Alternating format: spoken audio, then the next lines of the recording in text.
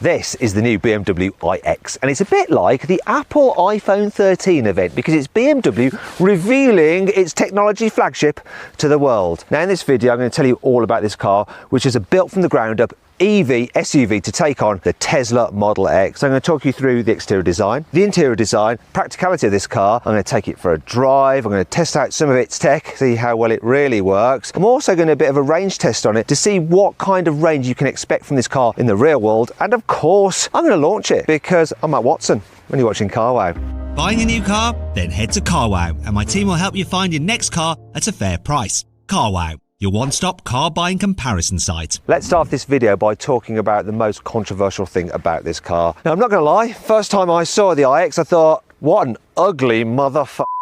However, it is starting to grow on me a little bit. I like the sleek lights. These are the laser lights.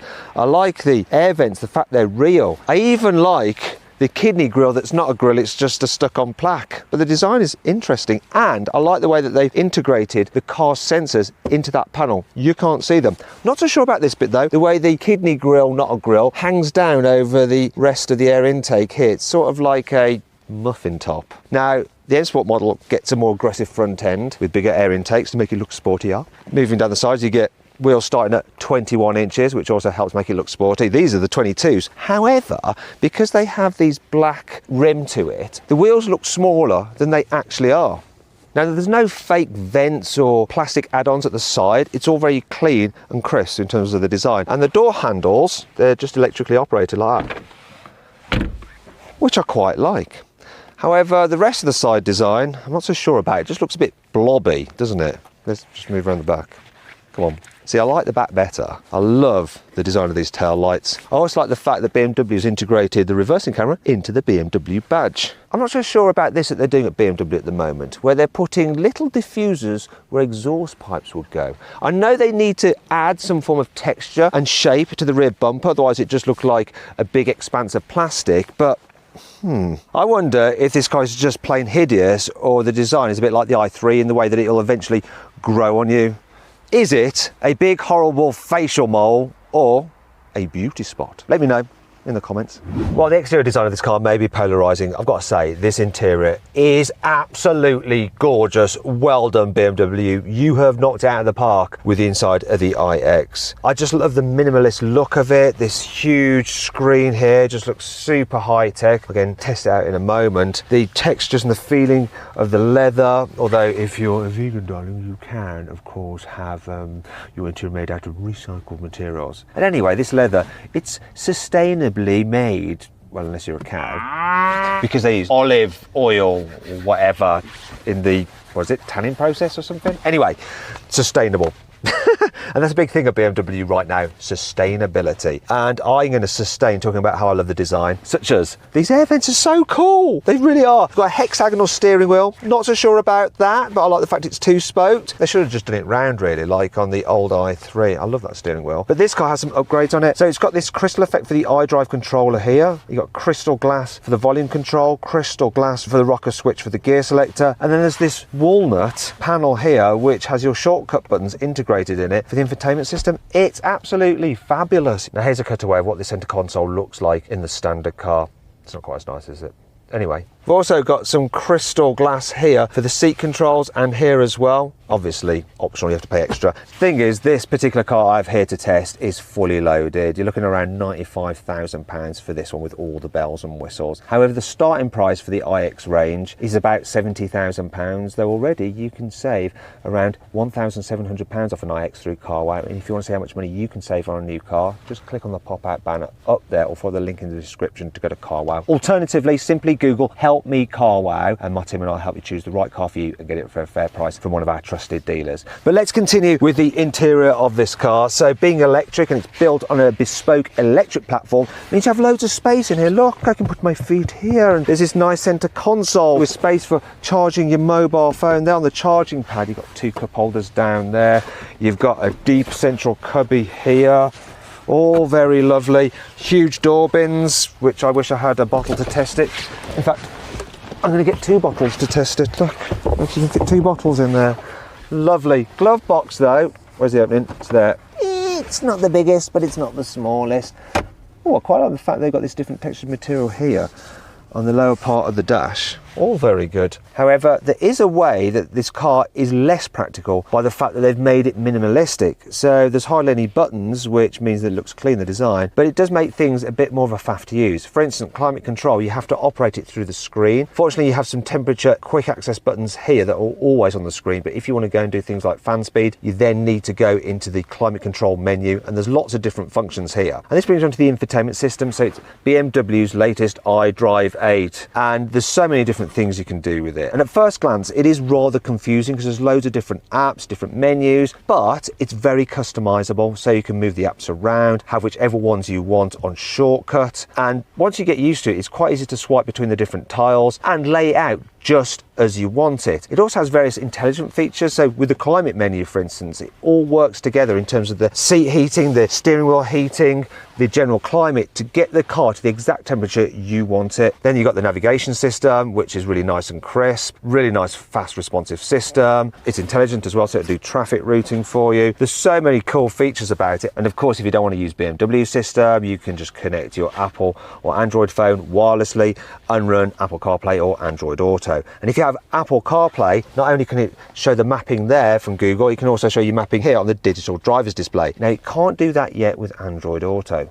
Typical, eh? However, there will be an over-the-air update which will enable that feature later on. Now let's just look at this digital driver's display, because in the past BMW's system was a little bit kind of basic. It didn't have so many features, but they've really upgraded it here. So you can change between different views, you can have lots of different information displayed there, and it's nice and crisp. And when you go into the different driving modes as well, which you do by pressing the button down here, you can actually change the look of the display itself. As for the seating position, well, we've got an electrically operated steering column, and I went to the seat down there because that's how it's always been in BMWs, but they've gone Mercedes styly now by having up here on the doors, and yeah, you can get a good view out of this car. I think if I was buying this car, I wouldn't have this black trim though. I would go with a lighter colour. In fact, this is what it looks like with a cream interior.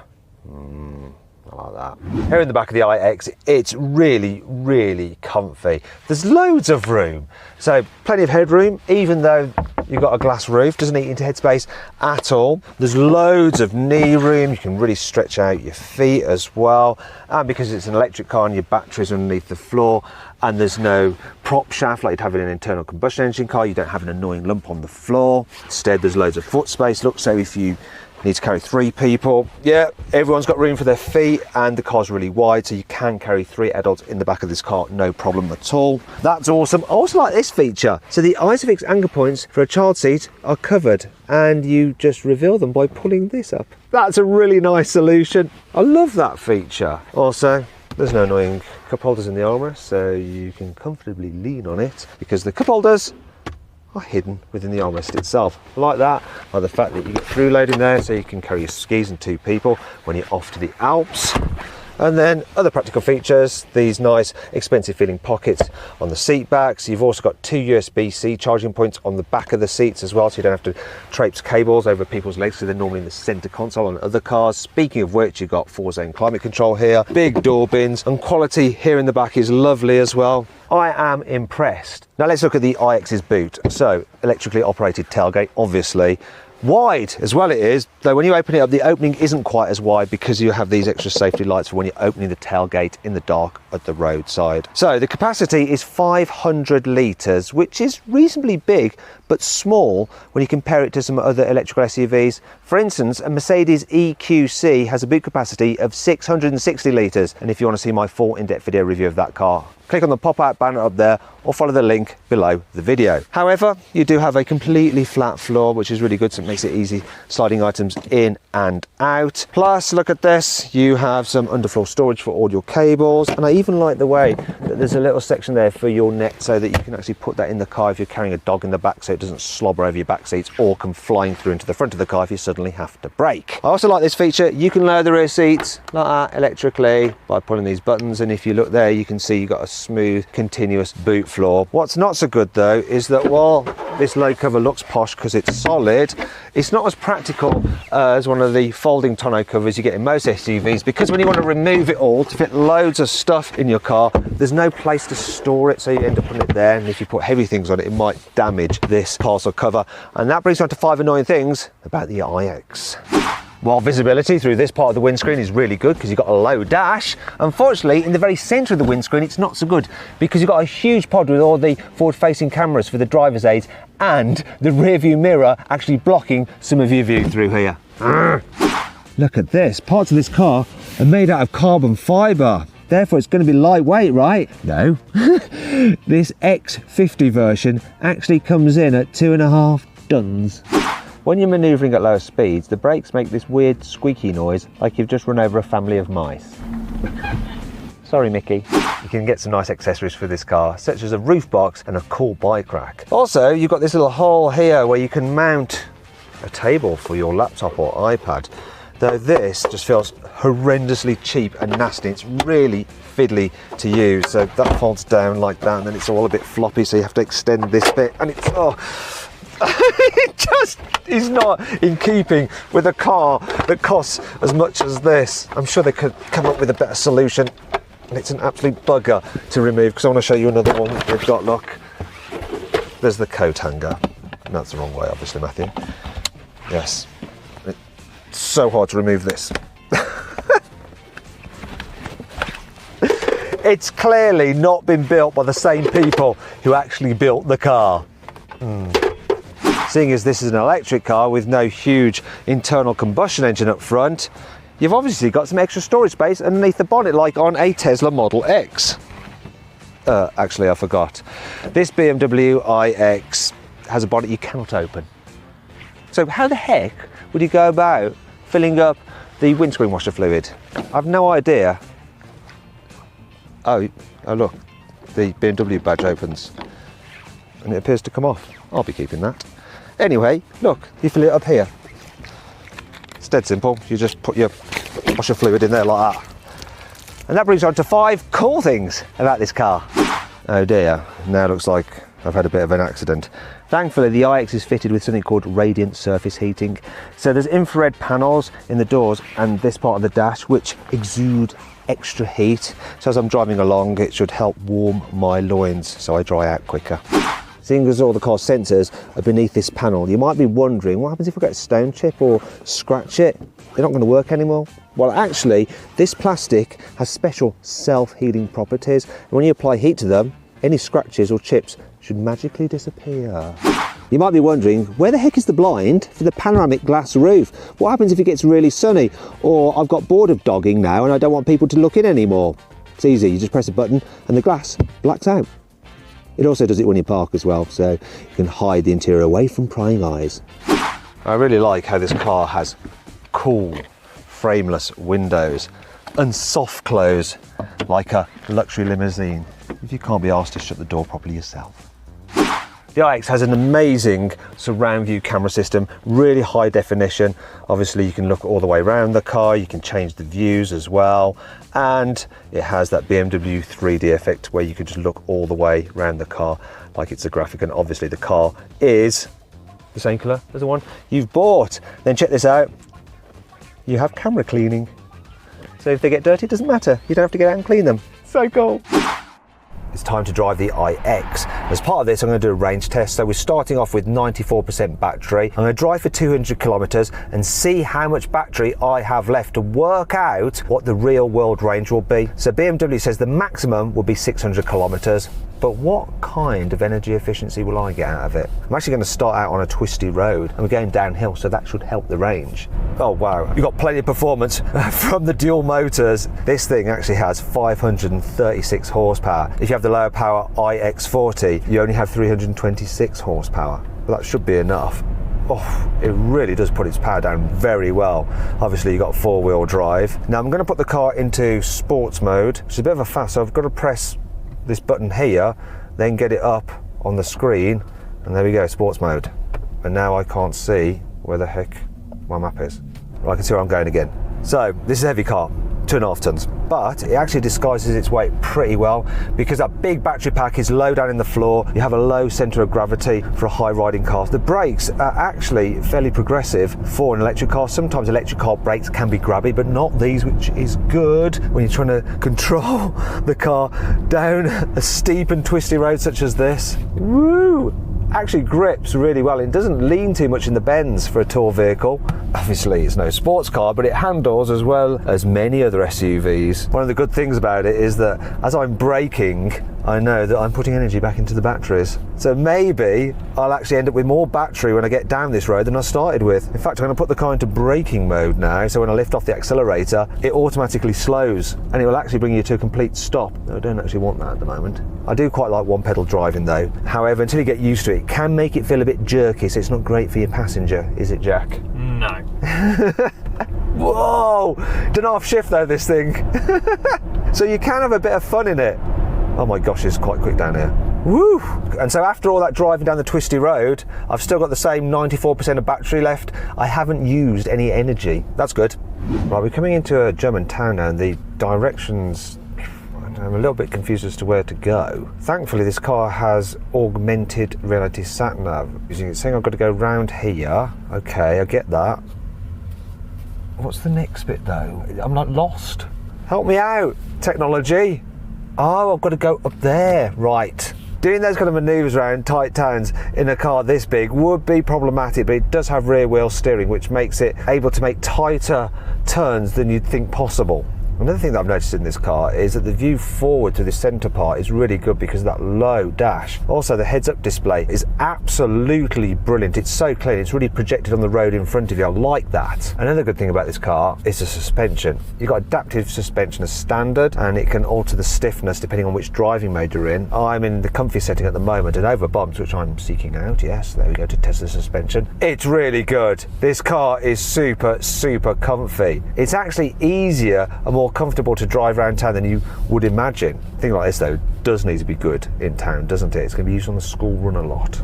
Finally, we're on the Autobahn, so it's given me a chance to test this car at higher speed. I've got the adaptive cruise control on, and it's doing that thing where it gives me safe distance from the car in front, steer to keep me in lane, so it's all very easy, and you control it using this single button on the steering wheel. Now I'm pootling along. When I say pootling, I'm actually doing 120 kilometers an hour, but it doesn't seem that way because it's just so quiet in here. You see, this big SUV is actually quite aerodynamic. It has a drag coefficient of 0.25 CD, if that means anything to you. What it translates to is very, very little wind noise at all. Just a little bit of fluttering from around the door mirrors, but that is it. There's hardly any tyre noise either. All I'm hearing is the other vehicles around me as they whiz past in the opposite direction. It's so quiet in here.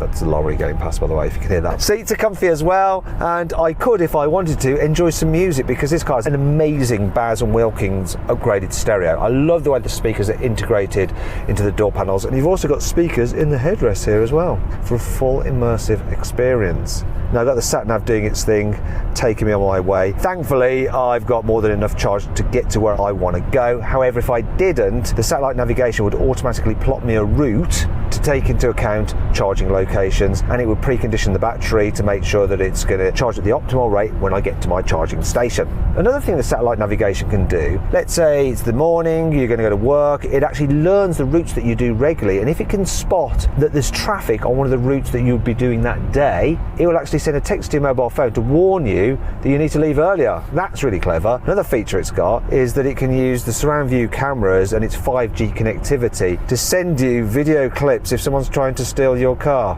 One other thing that you need to know about this car is its towing capability. So electric cars aren't great for towing normally, but this one's fine. It's got a towing capacity of 2.5 tons. Now you might be thinking, gosh Matt, sounds like this car's got some amazing technology on it, and it has, but of course you have to pay for it. And if a BMW iX is a little bit expensive for you, I've actually found it a good deal on another electric SUV, and if you want to see what that is, click on the pop-out banner up there or follow the link in the description below to go to CARWOW. Now I've just noticed on the dash that I'm in a de-restricted part of the Autobahn, so I can put my foot down and see what that does to the remaining charge in the battery. So the top speed of this is only 200 kilometers an hour, so 124 miles an hour, which is slower than most other BMWs. Not a problem in England, but if you're German and you have a de-restricted Autobahn like I'm on now, it could be a bit frustrating. Or maybe it won't be that frustrating because that de-restricted section lasted for all of about 2 kilometers, back to 120 kilometers an hour now. At least that's good for the battery. Speaking of the battery, let's talk about charging. So if you have the iX40, you can charge it from a 7 kilowatt wall box fully in about 11 hours. However, with this bigger battery i50, it's going to take you 16 hours to fully charge it on a 7 kilowatt wall box. I think you're going to want to use some DC fast charging. Thankfully, this iX50 can charge at 200 kilowatts, so it'll go from 10% to 80% full in just 30 minutes. Now, it's the same for the iX40, though it only has 150 kilowatt charging capacity, but then it's got a smaller battery, so it just doesn't take as long to charge. The iX50 is supposed to do 0 to 60 in 4.6 seconds, but I'm going to see for myself using my specialist timing gear up here. I'm going to launch it. Oh, Christ almighty! Oh! Tell you what, it goes well for a big thing. 0 to 60, 4.4 seconds. So, this iX does the numbers when it comes to acceleration, but what about the range? Well, I've driven today for a total of 223 kilometres, and I've got 53% of the battery remaining, but remember I started with 94% of the battery, so I've used 41%, and when I do the maths to work that out, for if I'd started with 100% and used all the battery, I reckon I would have been able to do 544 kilometres, so not too far off the maximum claim range of this car of around 600 kilometres. And if you want my real world range in old money, then it works out to 340 miles, which is pretty good.